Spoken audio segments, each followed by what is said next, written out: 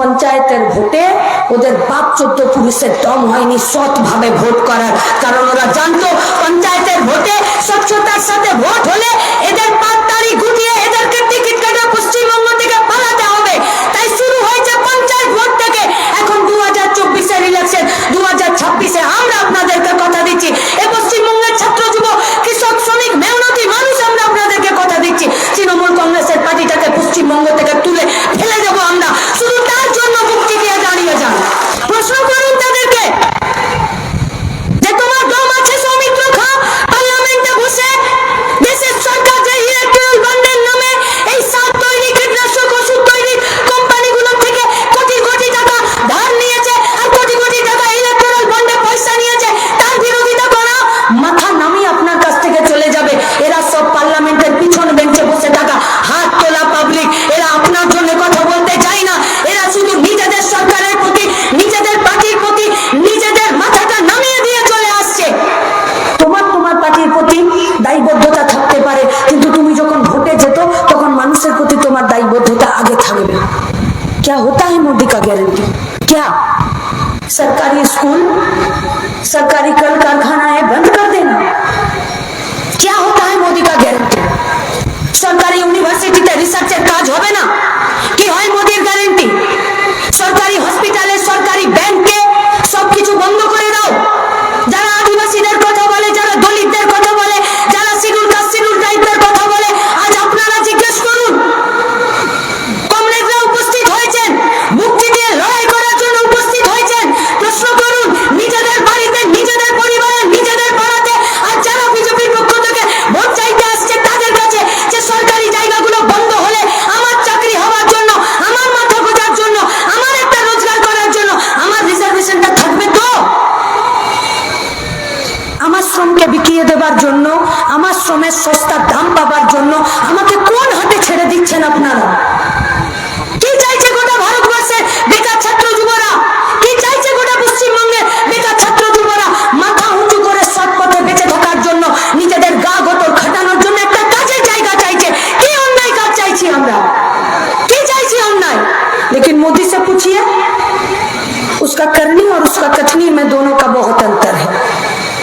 দুপুরবেলা রোদ, খুব গরম, 12টার পরে ঘরে মা কাকিমারা সব বসেছিল, বাইরে থেকে আওয়াজ হলো 100 টাকায় গোটা পরিবার মিলে সারা বছর বসে খান, 100 টাকায় গোটা পরিবার মিলে সারা বছর বসে খান। মা কাকিমা বললো এই দুদিনের বাজারে 100 টাকায় কি এমন জিনিস দিচ্ছে যে সারা জীবন সবাই মিলে বসে খেতে পারবো, আর কিছু চিন্তা ভাবনা নেই। কোন রকমের দরজা খুলে গামছাটা মাথায় নিয়ে যখন বাইরে বেরোলো, দেখলো মাদুরওয়ালা মাদুর বিক্রি করছে 100 টাকায়। নির্বাচনী প্রতিশ্রুতি আর বাস্তবের কঠিন মাটি, দুটোর মধ্যে অনেক তফাৎ।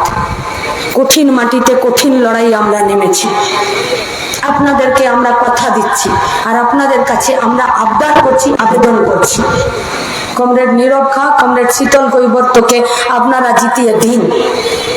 পঞ্চায়েতের ভোটে ওদের বাপ চোদ্দ পুরুষের দম হয়নি সৎ ভাবে ভোট করার, কারণ ওরা জানতো পঞ্চায়েতের ভোটে স্বচ্ছতার সাথে ভোট হলে এদের পাততাড়ি গুটিয়ে এদেরকে টিকিট কেটে পশ্চিমবঙ্গ থেকে পালাতে হবে।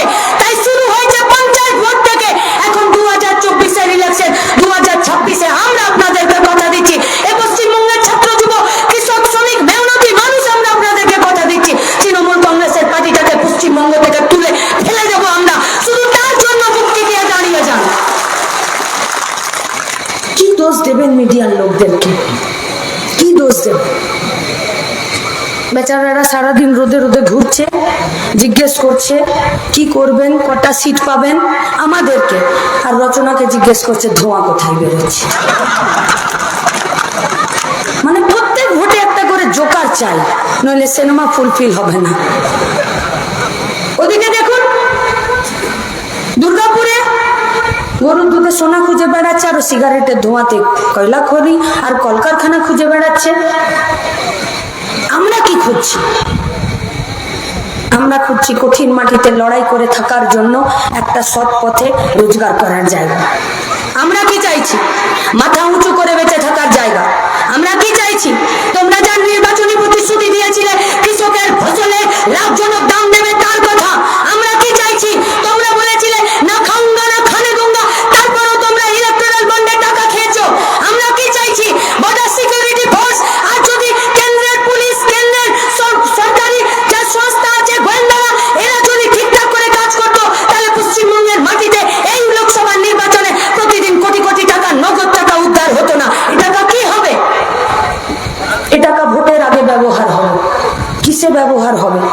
গরিব পাড়ায় মহল্লায়, কোথায় দারু, কোথাও মাংস, কোথাও কম্বল, কোথাও শাড়ি, কোথাও হাতে 2 টাকার নোট গুছে দেওয়া।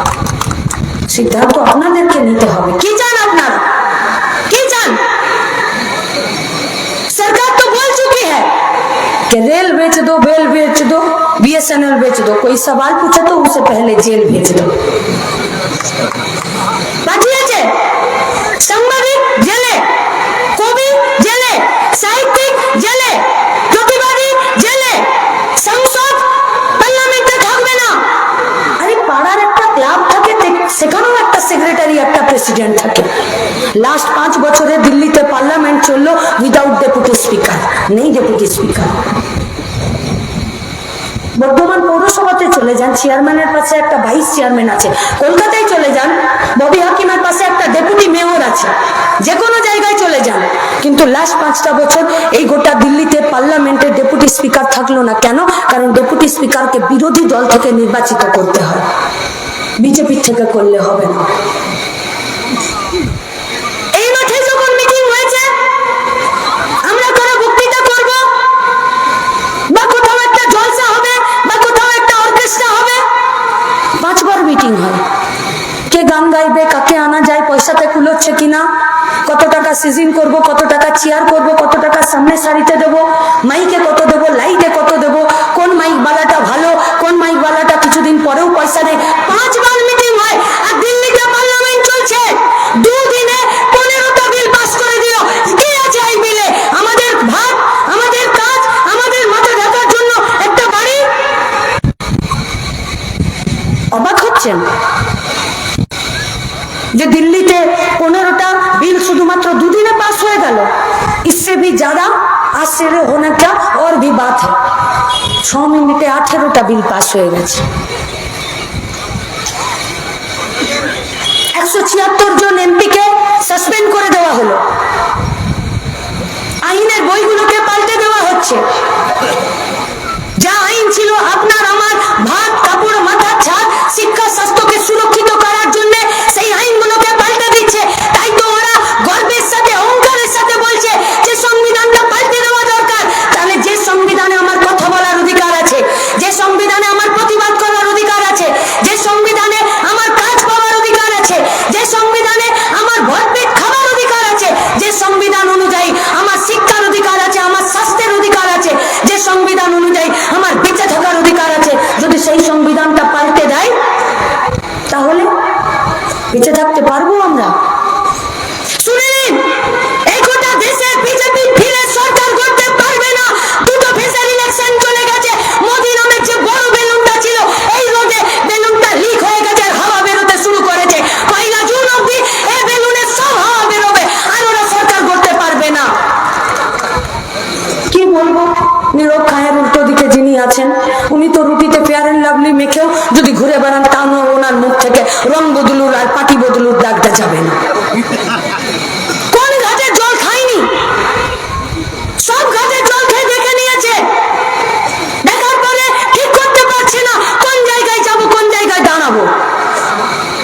এরা লড়বে, এরা এই বিজেপির পার্টির বিরুদ্ধে, এই সুনীল মন্ডলদের, এই তৃণমূলের পার্টিটা লড়বে। এরা চালাকি করে এরা লড়বে। 1 বৈশাখের সময় একটা ছিট কাপড় নিয়ে একটা লোক গেছে দোকানে, গিয়ে বলছে, দাদা একটা ফুল প্যান্ট বানাবো, কত মজুরি নেবেন বলুন? বলছে 350 টাকা। সৈয়দ কাকু আছেন আমাদের পার্টির সেক্রেটারি, তবুও হালকা কথাই বলছি। তারপরে জিজ্ঞেস করলো যে ফুল প্যান্টে যদি 350 হয়, তাহলে জাঙ্গিয়া বানাতে গেলে কত পয়সা লাগবে বলুন? বললো জাঙ্গিয়া বানাতে গেলে 35 টাকা লাগবে। বলে তাহলে এক কাজ করুন, 350 তো আমার ট্যাকে নাই, আপনি একটা জাঙ্গিয়াই বানিয়ে দিন 35 টাকায়। শুধু খেয়াল রাখবেন ঝুলটা যাতে পা পর্যন্ত হয়। চালাকি দিয়ে কখনো দেশ আর সংবিধান আর বিধানসভা চালানো যায় না।